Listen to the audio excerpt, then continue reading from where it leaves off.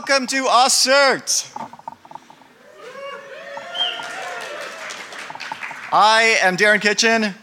I am not Adam Spencer. I am Darren Kitchen, however. You may know me from Hack 5 or Keynotes in the last 2 years. You may also know me as the reason you should probably turn the Wi-Fi off on your phone. I'll accept Mr. Pineapple, that's good too. This is my 3rd year out here at the conference, and I must say I'm really grateful to be invited. When I got the email from AusCERT saying, hey, Adam Spencer can't make it, do you think you could come and MC? I was like, wow, there's some big shoes to fill. Good thing I got those R.M. Williams, right? They told me that they're made with genuine Aussie leather. Sounds a little cannibalistic, but you know, whatever you guys are into.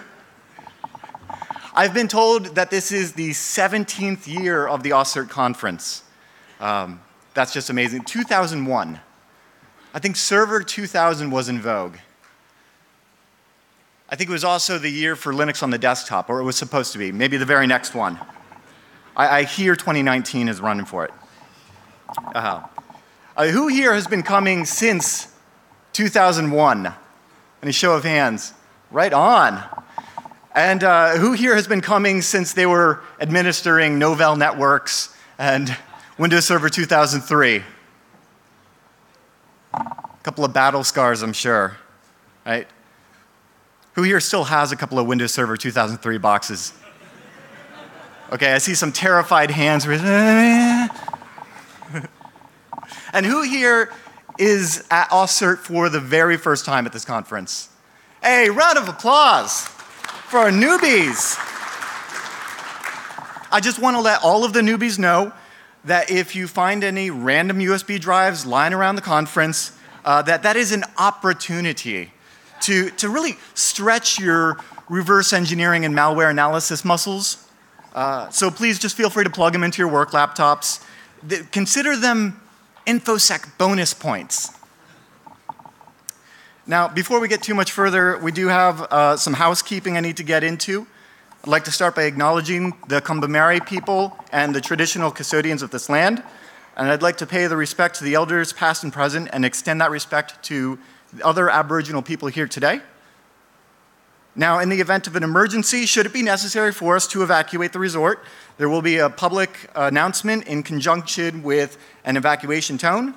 And the primary evacuation assembly area is located at the Acedia Avenue here in the southern side of the hotel. For the toilets, just exit the room, left again. They're situated just halfway down the gallery on the left by registration. Your phones, actually leave the Wi-Fi on, it'll make it more fun. For the phones though, out of respect for the presenters, please turn them either off or onto silent. The mobile app, as you probably have already installed and found, please just get the mobile app. It actually makes the conference a much better experience, and you can use that to ask presenters questions, to rate the presentations, and also to check in at each booth using the passport to win prizes. The Wi-Fi password here is resilience with a capital R, unless, of course, your phone is automatically connected to a network that it says is a cafe or an airport or a airline or your home, the guest network at one of your client sites. In which case, if a captive portal pops up asking for your social media or intranet details, please just feel free to log in as usual. There are a couple of updates here and notes on the privacy policy. I'd like to advise you that I have personally updated my privacy policy, so if you would like to not opt in to receive continued announcements, tough luck. Further, throughout the conference, I and many other delegates may actually be using inherent facial recognition technology. I will note, however, that the information relating to identified or identifiable persons may vary depending on the amount of wine we've had. I should also disclose that as a controller who determines how and for what purpose this personal data is processed, I'm going to be using human intuition to gauge what amount of whiskey it's going to take to get a 0-day vulnerability out of you. Also, please be aware that as a data processor, I'll be using techniques throughout the conference to remember your personally identifiable information. including, it's good to see you again, friend. Or wow, didn't we just do this recently at that other conference we were at? Or my favorite, here's my latest business card. Can I get a copy of yours, Chris Gatford? A pleasure as always. Merchandise-wise, you guys can pick up your shirts and conference bags at the registration desk. You're also encouraged to visit the LEGO booth at the Interactive Zone to pick up your LEGO keyring. The social media hashtag for the conference is AusCERT2018. And the gala dinner tonight, if you can't attend, please let us know at the registration desk. It is a sold-out event. Your registration is actually indicated on your badge, and if you have not registered but you would like to attend, please see the registration desk just in case there's some cancellations. And at this point, I would like to invite David Stockdale and Mike Holm from AusCERT to the stage.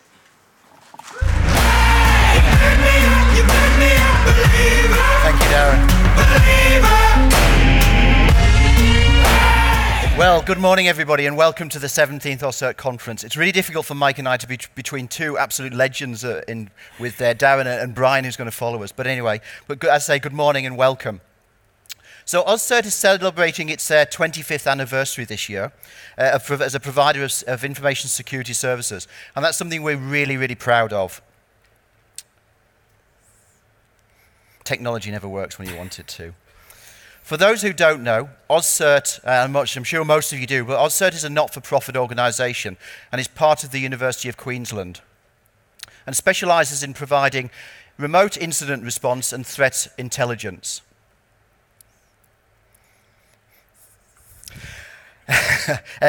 So, any surplus revenue that we make, either with the conference or through our membership, is returned into developing new services and also into cyber-related research at the University of Queensland. So, this year's theme. For those who were here last year, and I'm sure there's a lot of you who were here last year, the theme was United We Stand. Well, we're going to build on that this year, and we're looking at, how do we build resilience? I'm going to hold this up, it might be easier.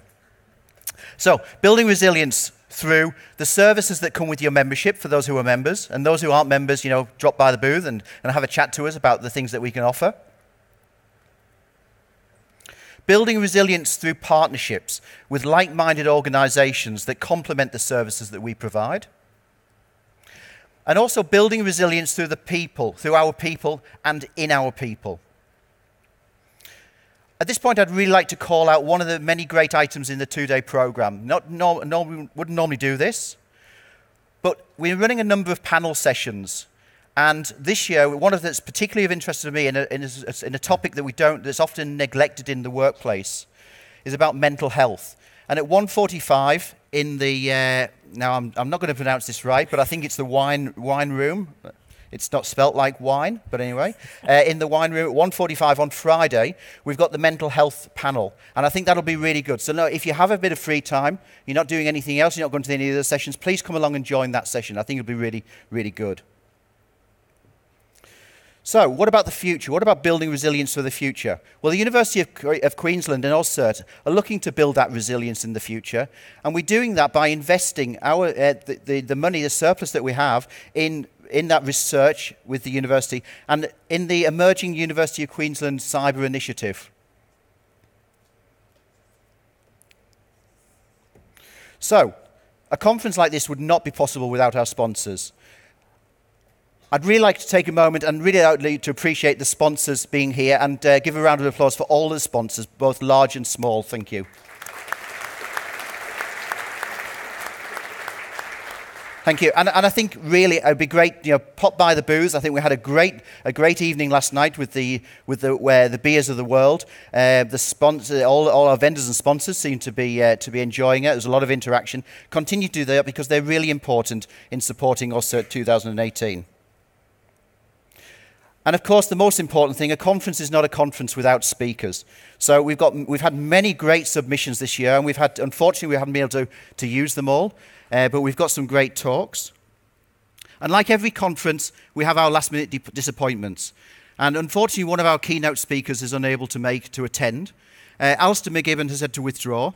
But fortunately, we've got Kane Norton, who's kindly stepped into the slot and will be giving us a great presentation. So finally, 2 points I'd like to, before I hand over to Mike Holm, the operations manager. Call past the AusCERT booth and have a chat to the analysts and the membership team. It's great for us to put a face to the name, because we know you as names, but we don't know you as your face and as people as such. And finally, if you'd like to chat to any of us, if we're not at the booth, then please use the app and message us, and we'd find it great to have a chat with you. Over to Mike. Thank you. Great. Well, thank you, David. I don't need that. After seeing the trouble you've had with that clicker, I'll just stick to my notes here on my phone, I think. Look, we are really excited to be here ourselves. The whole operation team's extremely excited because this is one of the learning opportunities that we have. You've got the same opportunity. We're here as well. We really love this because we get to meet all of our InfoSec heroes. It's so cool. I love my job. Okay, while you're here, apart from the speakers, you've heard we've got some of the old favourites, like we've got the Lego, the lockpicking. Silvio's running our lockpicking village this year. Thank you, Silvio. And also, while you're here, pop in and visit ASA. So the professional organisation for InfoSec people in Australia. It's really good value at $70 a year. So pop in and see them. They're up that end. The Lego and lockpicking is up that end of the exhibition. Speaking of the exhibition, we had the Beers of the World last night. Now tonight we've got the gala dinner. Has everyone brought their lightsaber or their Wookiee or whatever you bring to that? Okay, good. And tomorrow afternoon, stick around. The last thing we do is the speed debate. Now, this is always very exciting, very entertaining. It's 1 minute for each speaker, and they get to pack as much as they can into that minute, and you get to vote in the app. It's really, really exciting. Might perhaps even be a little bit of a surprise there. I forgot to mention, while you're at the gala dinner, we're going to present the AusCERT Awards, and there's some really, really exciting prizes this year for that. I'm very excited. Okay, so really quickly, what has AusCERT been doing operationally this year? So last year, obviously, we did the United We Stand theme at the conference, and we try and practice what we preach. So we've focused really heavily on the technologies and the people. So we've encouraged things like sharing indicators of compromise and sharing mitigation methods and actually collaborating. So to put our money where our mouths are, we're doing things like we're joining the Brisbane Joint Cybersecurity Centre. We're just in the middle of all the sign-ups and things for that. I know many of you have also done the same thing, which is great. We've also expanded the team to meet the needs of you, most of the members. And shameless self-plug, we actually are advertising right at the moment. So if you want to join the most exciting operational cert in the world, come and join us. So just do a search for AusCERT on Seek. Okay, we've developed a lot of new products and services too. And this afternoon, one of the sessions, which none of you are going to come to because it's up against Alex Tilley. Is Alex in the room? So I'm putting in a plug here because I know I'm up against some fierce competition, but I'm going to announce some of the new products and services and things that we've been working on at that presentation this afternoon. So we'd love to see you there. Okay, so last but not least, all of the team will be wearing these wonderful shirts. So they actually say AusCERT team. So the grey shirts, so anyone in this shirt is an AusCERT team member, so please come and talk to us. Come to the booth. At the booth, we have a cyber fortune cookie. And the fortunes are all written by the guys in the operations team. So do drop in and meet us, talk to us, and we would actually love to hear feedback about what we've been doing. Is there something that you like, something you don't like? What's bugging you about InfoSec at the moment? So drop in and come and see us. However, I'm going to shut up now because I'm sure you're all really itching to see Brian, so I'm going to get off the stage. Thank you, everybody, and welcome. Thank you, David Stockdale and Mike Holm. At this point, I'm very excited to welcome and introduce to you Brian Brushwood, the keynote speaker today, as well as a modern rogue. Now, Brian, if you're not familiar, he is an American magician, podcaster, author, lecturer, a comedian. He's known for his series Scam School, which is a show that teaches entertaining tricks at the bar where you can scam yourself free drinks. It claims to be the only show dedicated to social engineering at the bar and on the street. And in addition to Scam School, Brian Brushwood is the host of the podcast Weird Things with Andrew Main and Justin Robert Young, Cord Killers with Tom Merritt, Night Attack also with Young. And Brian's been a regular guest on This Week in Tech podcast. He performs the Bizarre Magic Show all across the United States, is the author of 6 books, including Diamond Club, and is a co-host of the YouTube show, along with Jason Murphy, called The Modern Rogue. And Brian Brushwood has appeared on national television numerous times, including The Tonight Show with Jay Leno, CNN, and the Food Network. So let's please all give a warm AusCERT welcome to Brian Brushwood.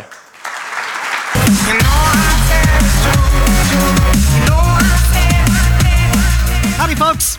My name is Brian Brushwood, and it was 10 years ago last month that we launched a little show on the internet called Scam School, the only show dedicated to social engineering at the bar and on the street. Oh, and of course, I've got an Outlook message. That's a good way to start. There we go. Scam School is the only show dedicated to social engineering at the bar and on the street. If you haven't seen it, we did pretty good. We got over 1 million subscribers, creeping up on 2 million. It's really hard to see. Let me enhance this just a little. There we go. Excellent.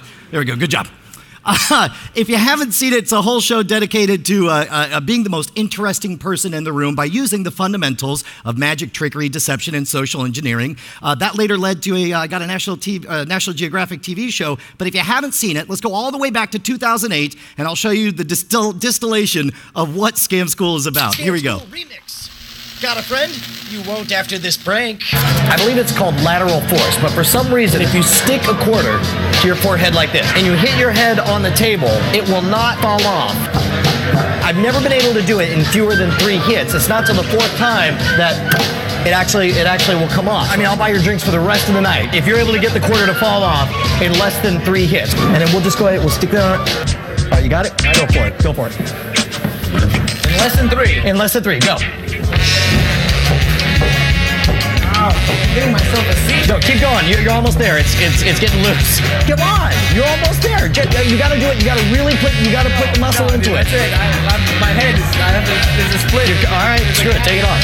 No, go ahead and take it off. You really thought that it felt like it was on. It felt like, how much super glue did this guy use to put it on my head? And then how am I going to get the super glue off? When you put the coin on their forehead, if you put your fingernails over the edge of the coin and push against it, it feels like it's still there when it goes off. Now you want to make sure to pull it off to the side, because otherwise they'll actually see it there. But, sorry.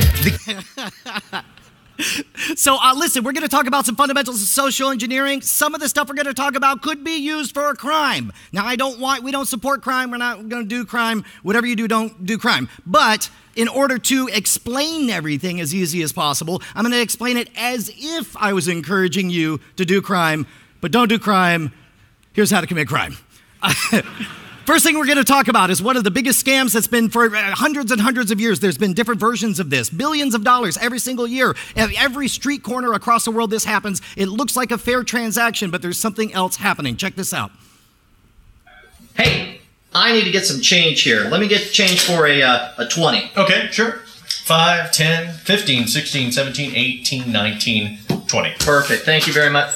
Actually, I don't know what I was thinking here. I actually already have ones. I need to get rid of these. Tell you what, let me get $10. Okay, there you go. 1, 2, 3, 4, 5, 6, 7, 8, and 9. You're a short one. Okay, I don't want to get confused here. We got 9. Let's go ahead and make it 10, 15, and 20. Just give me back the original 20. We'll call it even. Sure. All right, how many of you guys thought that looked like a pretty fair transaction? Hands in the air. How many of you guys know exactly what was wrong with it? All right, a few of you guys. How many guys don't know exactly what was wrong, but feel like the show's called Scam School and something screwed? This is a scam called the short change. It's also known as change raising in different parts of the world. And it starts off with a legitimate transaction. You really do swap a 20 for a 10, 5, and 5 ones. Then, and sometimes maybe you start off by buying an item to start it. Maybe you're just asking for change. Then there's a second phase where you take a whole bunch of ones and you swap it for a 10. Now, in this case, there's always something wrong with the second transaction. In this case, we were short one. We could be over one, or maybe the last of the 10 bills is a 20 or something. But whatever it is, even though that 10, that original 10 immediately goes into the pocket, the wrongness of the second transaction allows them to use those ones a second time to correct everything when they get their own money back. So now that you know what you're looking for, see if you can spot it in here. It should be a little more clear. Hey, I need to get some change here. Let me get change for a 20. Okay, sure. 5, 10, 15, 16, 17, 18, 19, 20. Perfect. Thank you very much. Transaction. Actually, I don't know what I was thinking here. I actually already have ones. I need to get rid of these. Tell you what, let me get $10. So watch this 10 Okay, disappear. 1, 2, 3, 4, 5, 6, 7, 8, and 9. You're a short one. Okay, I don't want to get confused here. We got 9. Let's go ahead and make it 10, 15, and 20. Just give me back the original 20. We'll call it even. Sure. All right, how many of you guys missed it the first time but definitely saw it the second time? Hands in the air. Excellent, good. All right, so we're going to talk about some of the fundamentals of social engineering, or as I think about it, just using cheap psychological tricks to get people to do what you want. We're going to, now keep in mind, there's going to be brief moments during this presentation that I'm going to sound dangerously smart. Please remember, I am a dumb, bizarre magician who eats fire and sticks nails in his eyes for a living. So if I ever say anything smart, it's because I've stolen it from actual academics. In this case, some of the biggest fundamentals come from a book by Robert Cialdini called Influence. How many of you guys have read Influence? Hands in the air. Oh, this is great. This is going to be new to a lot of you guys, and when you're done, I hope you read this book. But he talks a lot about these fixed action patterns, these psychological backdoors that can be taken advantage of. These are stimulus response things that we see in animal courting rituals of all varieties. One of the studies that he talks about early in the book, though, is about how scientists love studying wild turkeys. Wild turkey is a very intelligent animal. It can recognize predator from prey, knows how to defend itself. One of the things it does is take care of its young. And the way it does it, you would think, is that the way it does it is by, recognizing these are my children, I got to take care of it. That's an enemy, let me kick its ass. But in fact, it turns out that it uses a single heuristic, a single stimulus response, a fixed action pattern. It's the cheep, cheep sound of its own young that triggers the nurturing instinct. And they tested this. Scientists tested this by actually taking the natural predator of a turkey. They took a polecat, a stuffed polecat, and they started, in my imagination, they take like fishing line and they're all wearing camouflage and they're dragging this polecat over to the wild turkey. The moment the wild turkey sees it, says I want to kick its butt. Then, but inside of the polecat, they put a tape recorder that played that distinctive cheep, cheep sound. The moment it heard the sound of what appeared to be its young, it instantly started nurturing and protecting them. Now, oftentimes when people hear this, they think, all right, humans be smart though, and animals be dumb. Turns out that's not the case. Study after study shows that humans are just as vulnerable to these psychological backdoors. In fact, one of my favorites is a bizarre study done by Harvard where they found a bunch of people, this is back in the 1980s, they found people waiting in line to use the Xerox machine. And they sent in an undercover student whose job was to try to cut in line. And they would try two different conditions. In some cases, she would just march right on up and say, hey, excuse me, I got 5 pages. Can I use the Xerox machine? And to my astonishment, 40% of them would tell them to bug off, but then 60% of them would say, yeah, go ahead. 60% success rate just by saying, hey, gimme. But then they tried a different condition. They had her say, excuse me, I've got 5 pages. Can I use the Xerox machine because I'm in a rush? When she phrased it that way, they saw a 94% success rate, an astonishing increase. Now you think to yourself, okay, she had a reason, they listened to the reason, and they decided, yeah, go ahead. That's a small inconvenience to me, and it does some good to you. That's not the case, because they tried all different versions of the phrase, and they figured out that the magic word was because. It did not matter what else she said. As long as the word because was in there, it instantly went to 94% success. And in fact, they even made nonsense versions of it, reasons that didn't exist. Like, for example, excuse me, I have 5 pages. Can I use the Xerox machine? Because I have 5 pages and need to make some copies. Not a legitimate response, 94% success rate. So in this case, he also talks about some of the fixed action patterns that you can use to get ahead in life. One of the easiest and simplest one is the psychological backdoor of liking. When you like somebody, you're more interested in doing them a favor. You're going to let some things slide and you're going to let them go through. There's all different ways to take advantage of this. Of course, the oldest book is still the best. Dale Carnegie's How to Win Friends and Influence People has a bunch of wonderful tidbits in there. Stuff like there's no sweeter music than the sound of one's own name. So, once you learn somebody's name, make sure to use it a lot because that ups that feeling. There's also wonderful studies about the drug, the so-called love hormone, oxytocin. When you give somebody a hug, even if they know that you're doing it for the purposes of inducing oxytocin, it causes this feeling of kinship in there. In fact, Dr. Paul Zak, upon meeting everybody, he's the world's foremost expert on this, he walks up and he warns them. He says, I'm going to hug you, and it's going to cause oxytocin. And then after getting permission, he always hugs, and it seems to work out really well for him. One of the other tidbits in the book is that there's one day of the year everybody's really excited that they always remember it. It's their birthday. And it used to be that this was so powerful because every time I met somebody, I would write down their birthday on my calendar and write them a little note or give them a phone call, and it always made their day. This seems to have been devalued these days because nowadays Facebook reminds us constantly about whose birthday it is, and you just click here, happy birthday or whatever. But you can still take advantage of that by taking it a step farther. For me, what I do is I don't ever click the automatic say happy birthday thing because everybody knows that that's a token effort. So instead, when I have somebody and Facebook reminds me it's their birthday, I take a moment to evaluate and think about my relationship to them, and I write them an honest and sincere note. So here's a quick way to use the liking fixed action pattern alone to get out of a speeding ticket. I've toured for 20 years all over the United States, and I'm not a bad driver, but I do drive a lot. And sooner or later, you get pulled over for some kind of chicken shit like 5 or 10 kilometers of, I'm trying to say kilometers like I'm a local, miles per hour over the speed limit. And here's what I figured out, a few rules. Number one, relax. It's just a ticket, right? If you're nervous, it's going to make them nervous. These guys put their lives on the line every day. The last thing they want to see is somebody being nervous. So just decide, it's just money, I'm going to be fine. Second of all, don't cry. It's just going to make it really awkward as they go ahead and write you a ticket anyway. Third of all, I figured out that if you could get them to laugh, if you could get a police officer to laugh, and he's in a position to just give you a warning, there's never been a time I've made a cop laugh and he didn't give me and he still gave me a ticket. And there's a few bits of business that you could do. In this case, the moment I pull out my license, they usually start laughing instantly. But then sometimes you got to be ready for other stuff. Like they say, oh, like, I need your insurance. I'm like, oh, officer, this is a rental car. I don't have my insurance on me. But I'm told this will help. And it was like, oh, is that not valid in this state because I got this one?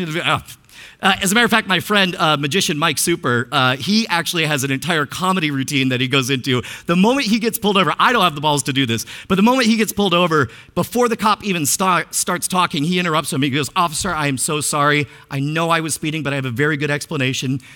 You see, last year, I lost my wife. She left me, and it was for an officer of the law, and when I saw your car, and I saw the blue and red lights, and I saw you speeding up, I thought you were bringing her back.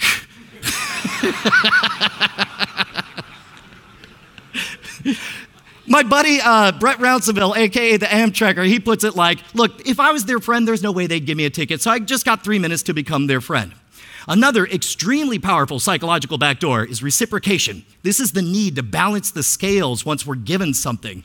And there's been a number of tests on this. Dennis Regan did a wonderful test where they put out an ad, this is way back in the 80s, classified ad, saying they needed people for an art appreciation experiment.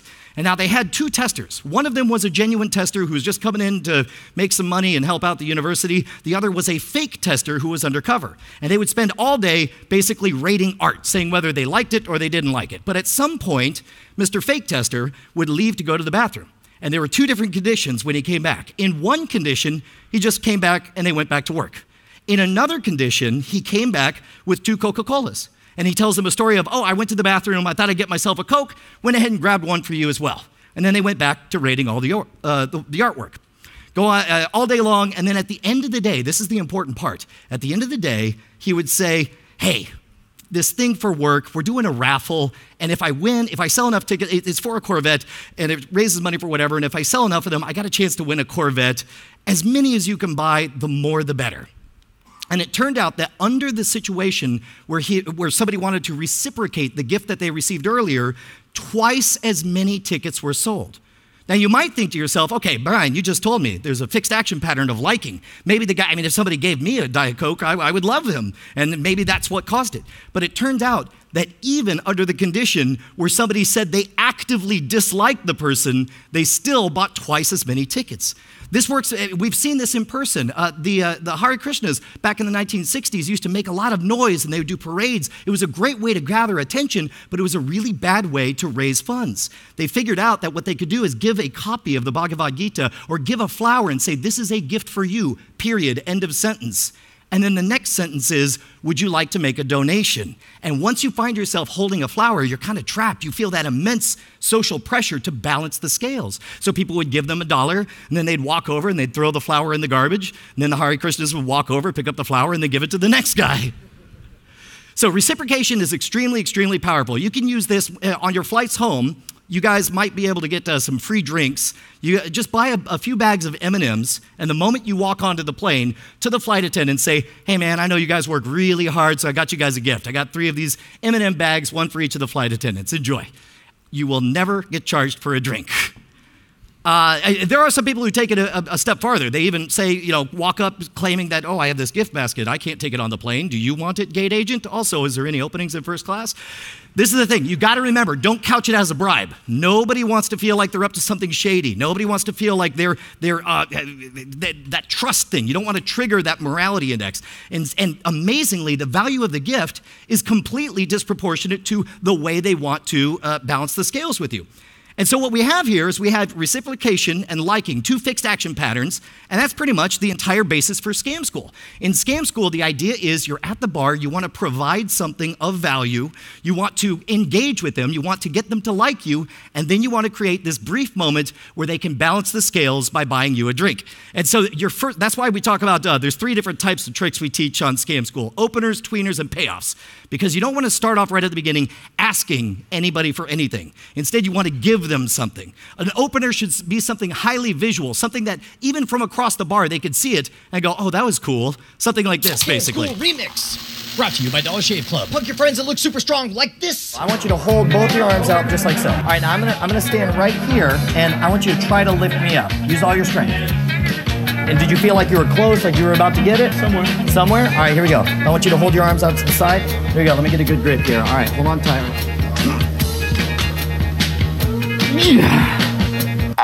Couple things to make this. So something highly visual that pops on its own, that doesn't require anyone to pick a card or remember a card. But once you have their attention, they're going to say, for example, they'll say, whoa, do that again. And you never repeat a trick. Once is a trick, twice is a lesson. So instead, you answer a question with a question. You say, did you like that? And then what are they going to say? No, they just asked you to repeat it. So they're like, yeah. And then you answer another question, because remember, the person asking the questions is the one in charge of the conversation. You say, would you like to see another? Again, what are they going to say? No, they just said they liked the first one. Then you go into some of the more interactive bits, these what I call tweeners, these effects that engage with them and give you a chance to build up that value, something like this. Scam School Remix. This is the thermonuclear bomb of Scam School pranks. This is one of my new favorite gags, but I do have to warn you guys, this is one they use to kind of shut down a dig. Take a box of wooden matches. I'm gonna set these like little crazy antennas like this, and I want you to pinch them just like that. Okay, we're gonna hold those right about even. There we go. I'm gonna balance this one on here. Now, with your left hand, karate chop down and break that one on top. Just break it right in half. I will buy you a beer.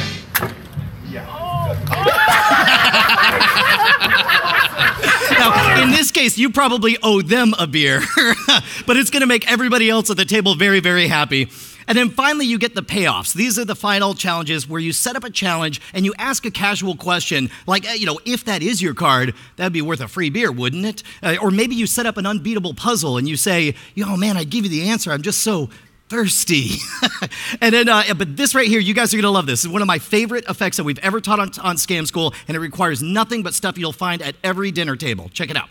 Scam School Remix. This is one of the most powerful tricks we've ever taught. I just said that! Game. Oh, and to make it interesting, pull out a buck. All right, hold on to him here for a moment. Which do you think is more, the circumference around the top of the pint glass or the height from the top of the glass all the way down to the bar? We're gonna vote with our dollars, all right? So what do you say? You think the circumference or more is the height? You say the height. So we're going to start a height pile right there. Which is more? Okay, so we got one of each. So we got the circumference pile. What about you?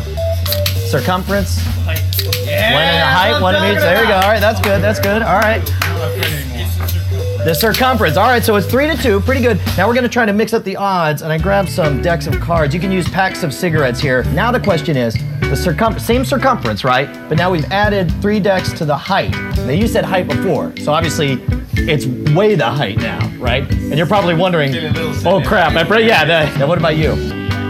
You're gonna go to height. All right, so we're gonna take 1 out of the circumference and go to height. How about you? My money's good. Your money's good. You're holding. Let's go ahead and do it again. How about now? Talking about right here, the circumference right up here. You guys both jump ship at this point. So it's the circumference versus the height from here all the way down to the bar. All right, well, you know what? We're gonna make it even more interesting. I'm gonna add another pack. So we're talking about this all the way down, and I am gonna be the lone idiot. So you ready for this? I'm gonna be as fair as I can with this. There we go, right? Fair?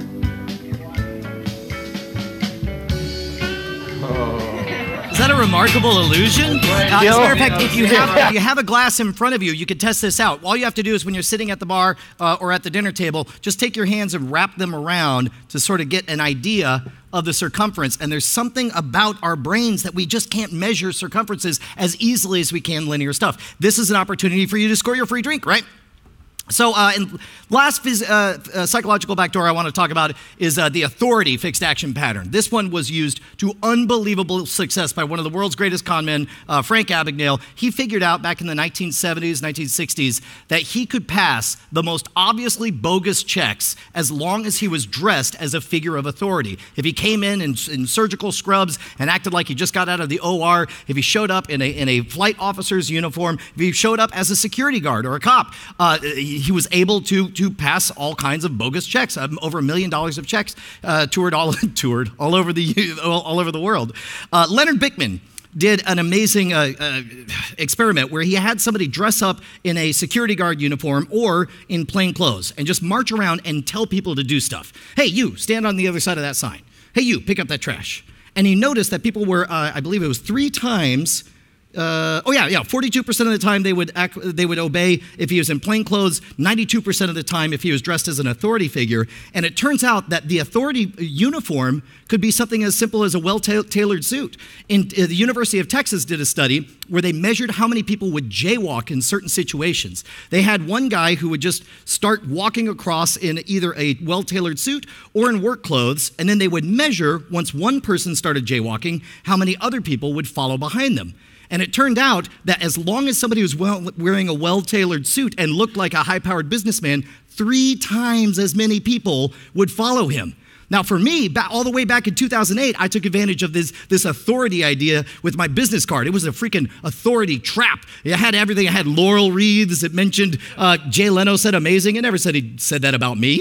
As far as I know, he just said that sometime.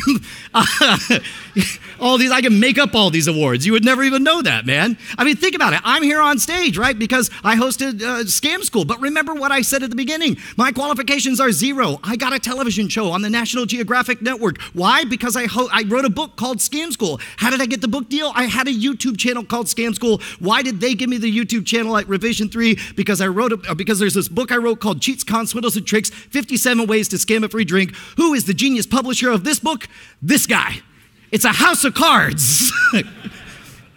You can also make up your own credentials if you want to get backstage at concerts. Usually the laminated lanyard thing will just be whatever the tour poster is. You can get that online. Just go to Kinko's FedEx and just print that out. You can get badges for the weirdest crap. As far as I know, there's no governmental office of authorized auto repossessor.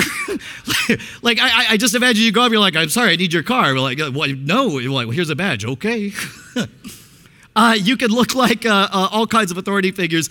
Back when I was a kid, oh God, I look like a child. Drinking age in United States is 21. All my friends were older than me, and I was 20, and I wanted to get into the bar, but I, of course, looked 12. And so I realized when I went to go get my license renewed that the temporary license was just a printout. I was like, well, I could do a printout, and maybe if I combine that with my student ID, I could tell them that I belong inside. And hypothetically, that might have worked.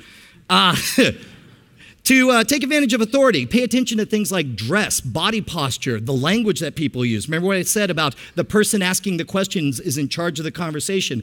I toured with a couple of big country music acts all across the United States, and we had backstage credentials, but I realized very quickly that nobody was looking at those badges. They were looking at the confidence and authority with which we marched backstage. And if somebody gave me sass, I was like, look, take it up with Susan. Who's Susan? It doesn't matter. Let's see. Oh, of all of these, though, the thing I really want to talk about, now, we're in the home stretch here, and this is a big, big story. The most powerful thing in the last 10 years of being online and putting out content, I've come to understand that in the internet age, nothing is more powerful than social proof. Social proof is the reason that we hear laugh tracks on comedy shows. It's the reason that we pay attention to somebody's follower counts on Twitter. It's the reason that your clout scores, back when that was a thing, mattered. Your Yelp. We all trust Yelp, right? Because we don't want to be a sucker, and we use the heuristic. We use as a proxy other people's opinions. That's why there's so many experiments that if everybody is doing one thing, it's very hard to resist the crowd. And I wanted to try to take advantage of that because I don't want to burst your bubble here, but when Scam School came out, it was not the most instantly beloved show on the planet. But yet, a year later, we were on the top of the iTunes charts, right? As a matter of fact, we were a staff pick, and we won awards and stuff. So how do we go from a little-known thing to being a decent, well-respected show?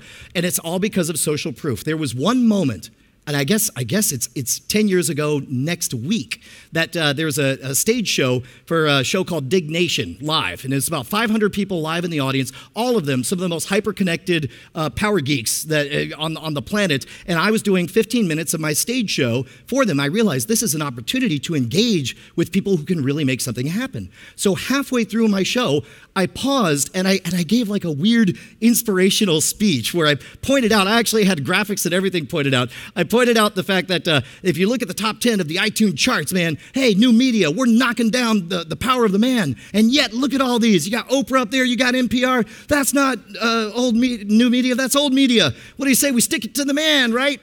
And so I proposed that we try to hijack, that we try to scam the iTunes charts. Now, at the time, and I'm sure it's still a well-preserved secret, but it was thought that iTunes podcast rankings happened in rolling 4-hour increments. And my theory is, what if all of us hit subscribed at the exact same time? Could we do like a subscription bomb and cheat our way up the charts? So I told everybody, hey, in order to pull this off, I need you to follow me at twitter.com/wood. We're going to blow up the Death Star together. True fact, had no idea if this is going to work. Just really could have used the followers at the time. And so then we agreed that on July 6th at 6 p.m., all of us were going to hit the subscription button on both of the feeds. And to my utter astonishment, it worked. All of a sudden, Scam School, the high resolution and low resolution feeds were number 3 and 7 on the charts. High five, we did it. Yay, that was fun. But this is my first lesson in the power of social proof. Because 1 week later, even though it was over, we already blew up the Death Star, we did it. It wasn't like they could subscribe a second time, but 1 week later, it was still 2 of the top 10 slots. Because the mere fact that it had cracked into the top 10 was the social proof for everybody coming in to check it all out. Now, luckily, it's a pretty decent show because once people started to watch it, it eventually became a staff pick. But again, think of that house of cards. The only reason they even knew about it is because we cheated our way to the top. Later on, it got named a Best Podcast of 2008, got named a Best Video Podcast of 2009. And I thought to myself, well, how strong is social proof? Just how far can we push this? And so around this time, I started writing Scam School books. And this is right when they launched the iBook store, the Apple bookstore. And I thought, well, we worked for the iPod, for the podcasts. Maybe we'll try it again with the books. So we did it with the first Scam School book. It did very, very well. It hit number 1. I was so excited. I was like, let's do it again. I wrote another Scam School book, book 2. And I was like, okay, team, get ready. We're all going to buy it at the same time. And this, unfortunately, happened to occur exactly as the worldwide cultural phenomenon of 50 Shades of Grey had just started. So all of a sudden, it busted. And then I got mad because I'm like, well, 50 Shades of Grey dominated, but look at these knockoffs of 50 Shades of Grey up there. And then I thought, a friend of mine said, well, just, next time you do a Scam School book, why don't you just put a cover that looks like 50 Shades of Grey? And I was like, that's funny. I said, wait. What if we just did a knockoff of 50 Shades of Grey? I said, no. What if the internet wrote a bad knockoff of 50 Shades of Grey and we tried to pitch it? And so luckily we had a comedy show. This is me and my buddy Justin Robert Young. The show's now called Night Attack, but back then it was called NSFW. So we proposed to our 5,000 to 10,000 followers. I said, guys, we're going to pull a heist. We're going to pull a scam. We're going to write a fake erotic fiction book. Here's we called it the Diamond Club. We gave it a cover that looked like 50 Shades of Grey, and everybody was given an assignment. They were told, we're going to write the first and the last chapter. We're going to make it all, the first chapter is all about a jilted lover. The last chapter is about how satisfied she is that she got her revenge. And somewhere along the way, she is going to encounter an underground sex club called the Diamond Club. And every chapter will be written by random people, and it'll include nothing but bizarre sex. We came up with a fictitious author named Patricia Harkins Bradley, which, by the way, that's both of our third grade teachers' names mashed together. And I still have not read the book. And then we posted it, we made the ebook through a publishing platform. Now we needed to see if we could take our idea bigger. Now we could buy it just on ourselves. And if you had a minimum purchase price of 99 cents for the paid bookstore. And so we wanted to court the outsiders. So we made a video that we submitted to Reddit to kind of pitch our idea. Hey guys, I'm Brian Brushwood. I'm Justin Robert Young. We host a comedy show on the internet. Yeah, we do. Bullshit. So we're looking at the top 10 ebooks on the iBookstore, and we noticed something. Yeah. I mean, 50 Shades of Grey is on there, and that makes a whole lot of sense because a lot of people buy it. But you want to know what else is on there? Bunch of books that just look like 50 Shades of Grey. They're just poorly written erotic fiction meant to cash in on an obvious trend. So we developed a theory that we'd like to test today. What if we had the internet write a book? We have not read the book. And it was all just completely crowdsourced and had little cohesion amongst the chapters and just delivered on banging. Our book was completely written by the internet. Nobody's read the entire thing, but it does have three things. A cover that looks like 50 Shades of Grey, lots and lots of sex, and characters who have jobs that we think are extremely trendy. Absolutely. For example, there's a cupcake artist. There's a vlogger. There's a fixed gear bicyclist. So here's the deal. It is up right now on the iBookstore. It's called the Diamond Club. The Diamond Club. We'll even provide a link over. I'm going to spare you guys. This is where we read excerpts from it. But we pitched it, and it did well on Reddit. And then, sure enough, the next day, we launched. And not only, in this case, the screen cap has it in fourth place. There was a brief moment that the Diamond Club took over the third place spot. It supplanted 50 Shades of Grey at the height of its popularity. Now, it was very clear if you investigated what we were up to, because you can see here, readers also bought my book, Justin's book, our friend's book. But it did generate a lot of publicity. We got to do a bunch of interviews. We were on NPR. We had articles written on us. It seemed like a lighthearted prank that people really liked. But again, I underestimated the power of social proof. Because, by the way, you can see here, I didn't think about the fact that once people went in on the prank, they went all in. Not only did they buy it for 99 cents, but they wrote all these 5-star reviews. And remember what I said about the power of social proof. In the beginning, it's very clear it was all our people. But by virtue of getting in the top 10, it hung around for a while. And before too long, readers also bought Looked Like That. We sold a whole bunch of books, but the other thing we didn't expect is our author to have actual fans asking for a sequel. By the way, my friend Justin insists that he will go to the mat that the exact same criticisms of our book of like, this is really poorly written, it's only filled with sex. He's like, yeah, so is 50 Shades of Grey. So, and at this point, it ended up being a huge thing, but I guess that's it for my time. But remember, whatever it is you're doing, take advantage of those fixed action patterns, those psychological backdoors, reciprocation, liking, social proof. Remember all of that. Try not to fall for them yourselves. And I'll be around if you guys have any questions. You guys are great. Thank you so much.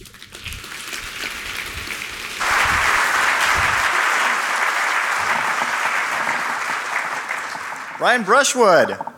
In fact, Brian, before you leave, we do have here a special gift from AusCERT for you. This is a ceramic coffee mug made here in the Gold Coast, especially from AusCERT, as well as some chocolate coffee for you to enjoy. Oh, this is amazing. Chocolate coffee. And ceramic mugs. We'd also like to encourage everybody to go ahead and foster some feedback through the app here. Gone ahead and started seeding that with some social proof so that you can continue that on 5 stars all the way. And at this point, I'm really excited to ask you, was that great? You want to see another? Which is fantastic because we have another lined up. Jeff Zupan from One Identity is now going to take the stage, join us here to talk about the history and evolution of privileged access management. Jeff Zupan.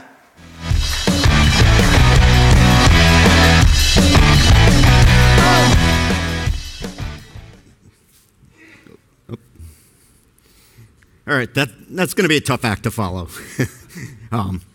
Yeah, my name is Jeff Zupan. I'm the Director of Product Security for One Identity. Quick 5-second plug. We are a company that makes a bunch of identity and access management products. Come out and see us at the booth, drive the race car, have some fun.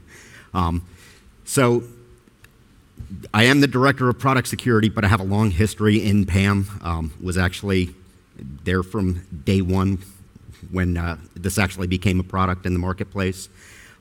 So to get started, I'm sure you all know this, but just to get us off started properly, privileged access management is the tools and techniques that are required to protect your most privileged accounts, the accounts that everyone is trying to steal.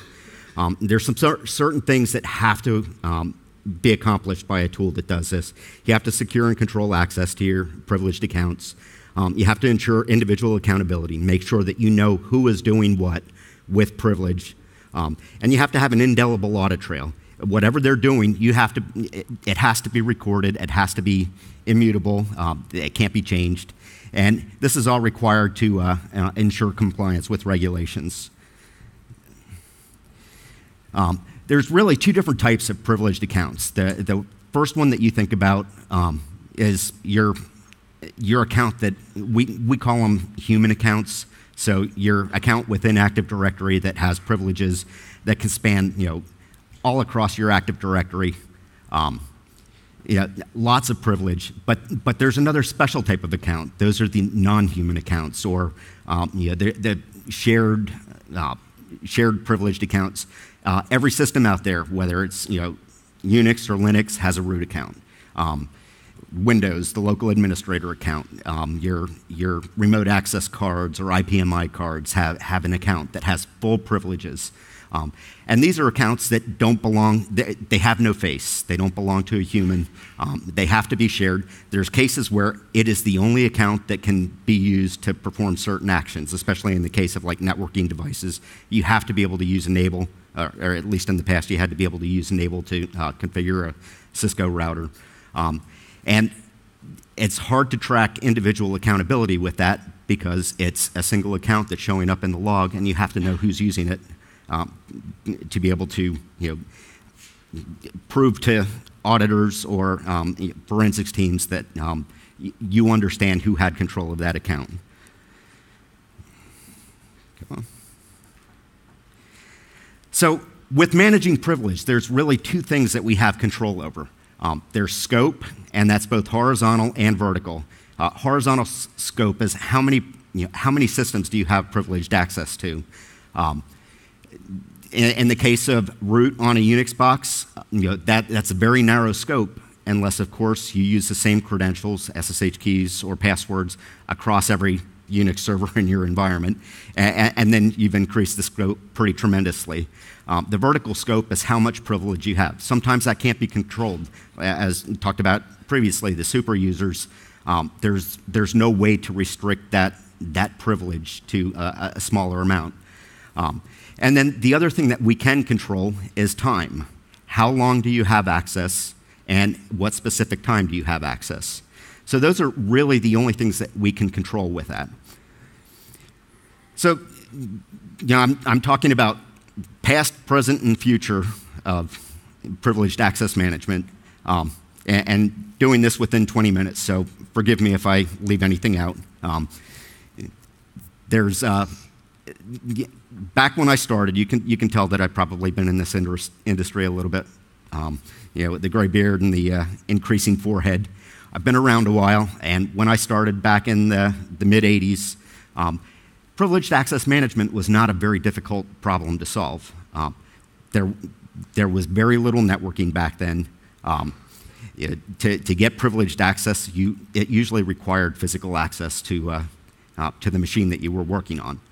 So pretty easy to do, but as I moved forward in my career, by the end of the 90s, I was working for a consumer products company, and I was in charge of technical operations for the whole company. So I was managing database administration, system administration, networking, security, and things began to get more and more connected, and it was getting more attention that we were not doing a very effective job of managing privileged credentials. I was in part of a larger organization, and I had to endure the wrath of the auditors once a year, and they would come in and say, how are you managing your privileged accounts? And every year I had to basically give the same answer. It's like, we're not doing a very effective job, but there are no third-party products available to solve this solution, and we don't have the time or the resources to do it more effectively. And I really got tired of giving that answer. And just, I don't really like to talk about company names, but the company that I was working for was, you might have heard of it, a company called Kodak. So I was a company that it was a company that Kodak owned. And towards the early 2000s, I thought that maybe they were not looking into digital quite enough. They were very much of the belief that film was never going to go away. So I thought maybe it was a good time for me to start looking for another opportunity. So what ended up happening was there was an opportunity that was presented to me. It turns out it was my brother had started a managed security services provider company, and what they were doing was what they called it was co-managed firewall, IDS, IPS services for high-risk networks. So to do that, what they would do is both the customer and the MSSP would have full administrative access to make configuration changes, to look at the activity that was performed on there. But it had to be tightly controlled because you had to be able to say who made the change that broke it and brought the network down, whatever. So he was struggling a little bit because he needed tools to help run that business, and he asked me if I would be interested.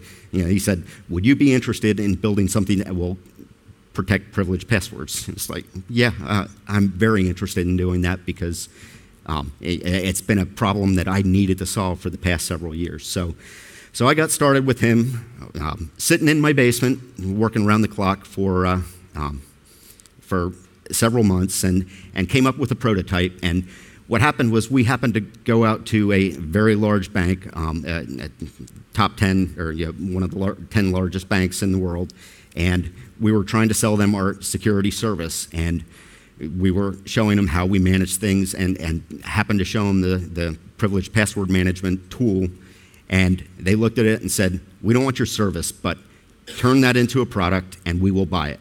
And we turned it into a product and they bought it. And we became the first privileged password management and created this space. But prior to that, there was not a lot of, the companies that handled things properly were the ones that use a manually managed approach, or the envelopes in the safe. It's actually pretty amazing that even within the last couple of years, I've been talking to customers that are still using passwords in the safe.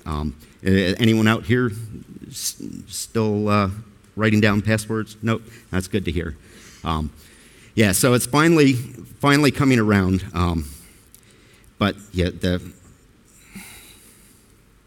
the product that we created was privileged password management, and it was the first product in the market that did full lifecycle management of passwords. So that was taking control of the password for these shared accounts, your root passwords, doing regularly scheduled password changes for those, And then also checking the password to make sure that nothing was happening that could have caused it to change. And what that did was it gave customers the ability to find out if someone was going in through other means and changing those passwords. And then the most important part was the post-use reset. So that after if someone needed the root password to be able to do some work on a box, they used it for the period of time that they needed, and then after they were finished, we would immediately go out and reset the password. And that gave us, complete individual accountability. You knew who had access to that shared account at any given time. We also had embedded workflow in there. Someone would request the password. Another person or group of people would have to approve that request. So the data owners were able to take control over who had access to their systems. And very strong segregation of duties. You could not approve your own request, and other segregation of duties inside there. And we built this I had an ops background. So the approach that we took to build this was to build it on a hardened appliance.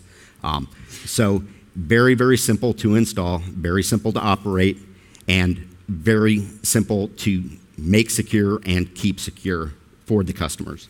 So what's actually pretty amazing is when we started this, we had a hard time convincing people that it was really a product, that anyone would really care about this. We talked to analysts, and analysts came back to us and said, this isn't a product. It's a niche product.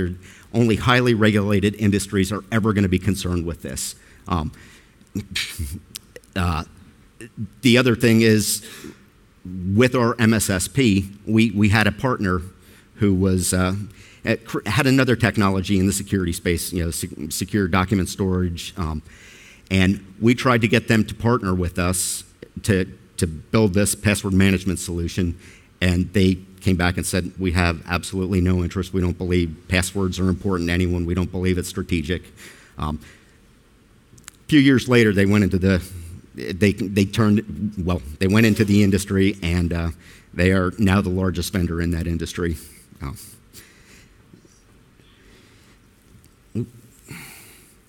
So the second thing that we did is, this was still for our managed security services. Rather than just giving out the password and letting anyone do whatever they wanted to with the password, we thought, wow, it would be really cool if instead we could proxy a session and automatically log them in. So we could give the people the access that they needed to do the work that required privilege, but never give them the credential. And since we were going through a proxy, we were able to record everything that they were doing. So it gave you a full audit trail of what they did. You could completely replay it and see everything that they did. So very, very strong. But this, again, started out as a tool for our MSSP. What was happening in the mid-2000s was a lot of the IDS and IPS systems, which had in the past always been Unix-based, we were able to capture that with privilege delegation and keystroke logging. But they started moving many of those products to Windows during that time. And keystroke logging doesn't work with Windows in a graphical environment. So we needed another solution. We built it, and again, it turned into a product, and it it's now a multi-billion-dollar industry, and it's. Unfortunately, we were much better determining what products should be coming out and building products that customers wanted than actually running a business. And for that reason, I'm in Australia this week for work and not for vacation. Yet we did not we did not patent anything, and many other people came into the market. And again, it has turned into a huge market.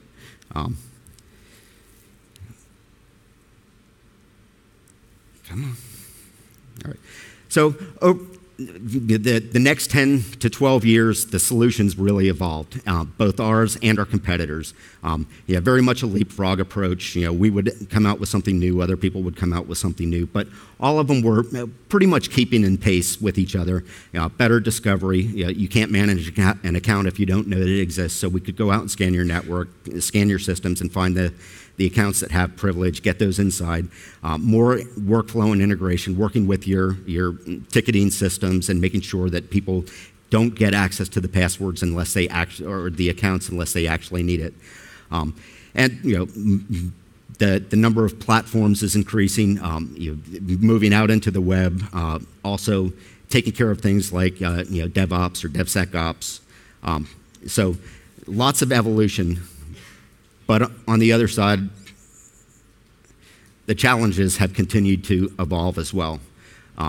The skill that people have that are trying to steal your privileged identities or your privileged accounts so that they can steal your data, it's amazing how far it has come. I mean, you can install an entire Kali pen test lab on an Android phone now.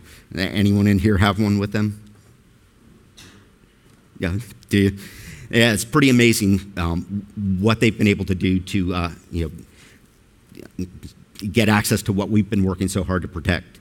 And the other biggest problem is careless or malicious insiders. There's a lot of studies out about the amount of insider threat, but some of it is malicious, but more of it is just carelessness. As we saw in our previous presentation, our social engineering people are getting better and better as well.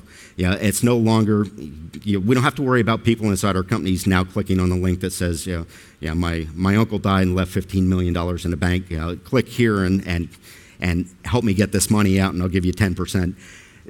But the social engineering tricks that they're using now look so real. So it's very, very easy for someone who's even trying to be very responsible with the IT assets in your organizations to get scammed. So, and because of this, it's making us all more reactive than we would like to be in the security world. Just a couple of statistics. I was reading some stuff. There was a study done by University of Maryland last year, and they found that every single device that is connected to the internet, on average, there's a hack attempt every 39 seconds. Every single device on the internet. 54% of the attacks that are successful are due to insider threats. And for those breaches, it takes 87 days, on average, 87 days to discover it and 105 days to fix it. And cumulatively, it's cost over $2 trillion in damage. So what's next? What are the next things that we have to do to solve this? Just managing the password is not enough. You all know that.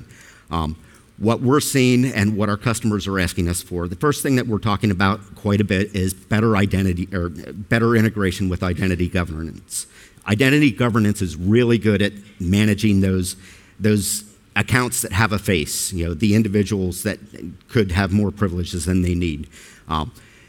But because that's being used more and more inside organizations, they want that single pane of glass to be able to control not just the identities with the face, but those accounts that are non-human, the machine accounts or the service accounts.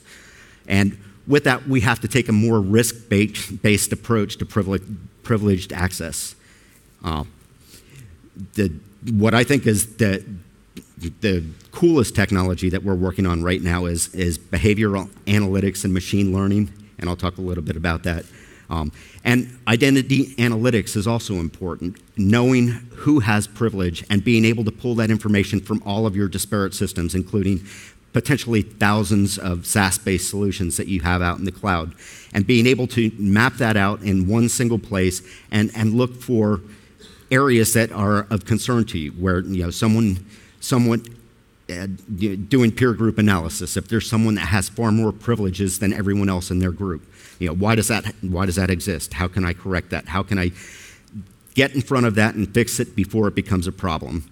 And then a couple other things. I'm going to run out of time, so a couple other things, convergence of PAM and the privilege delegation, and also hybrid PAM, where part of it lives on-prem inside your organization, but other things can happen outside in the cloud. And what that does is it allows us to very, very rapidly respond to changes without you having to do updates to your on-prem software. So managing risk, as I said, there's eliminate risk at rest. That's by using the identity analytics and seeing who has privileges that they no longer need or that they've gotten in a manner that they shouldn't have. And then eliminate risk in motion. The risk in motion is the behavioral analytics and being able to respond in real time towards things that you see. So we're doing a lot right now with behavior analytics and because we're proxying you through a session, we have the entire protocol stream going through there. We can see what they're actually doing, and we can actually basically do a digital footprint of what that user typically looks like when they're doing work. And if we see something that's abnormal, if they're normally very slow typist, and all of a sudden we see something that is considerably faster, we can detect that and we can stop it. We can send SMS texts saying, is this really you? Are you doing this? Or send it to the manager and say, are they doing this? Things like being able to detect conditions where you have someone using privilege from Australia and from the United States at the same time. That shouldn't happen. So being able to stop that before the damage is done. So come and talk to us at the booth. With 20 minutes, I'm pretty much out of time. But so just like everything else in security, what we're trying to do, and trying to do more of this within PAM, predict, prevent, detect, and respond, and save your company's data and keep us all employed, right? So that's all I have. Thank you for coming, and look forward to talking to you.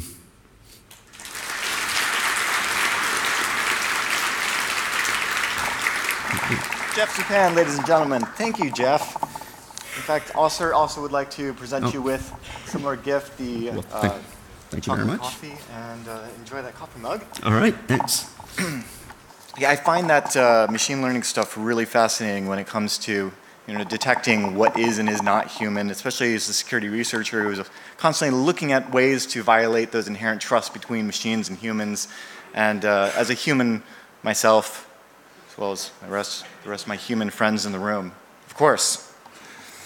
We will be doing human things for the rest of the day. And before we get to that, I want to quickly go through some housekeeping and acknowledge and thank the sponsors that are making AusCERT conference possible. I'll let you know that morning tea is going to be served just here on the conference floor. Lunch is available at the Critique Restaurant and Poolside. And after this morning tea, we're going to be breaking into concurrent sessions, which are going to be taking place in the Nguyen Ba and Elston rooms, which are these rooms split, as well as the Verdana and Hinterland rooms, which are located just past the registration desks. And all of the rooms for the conference are just located right here on this floor.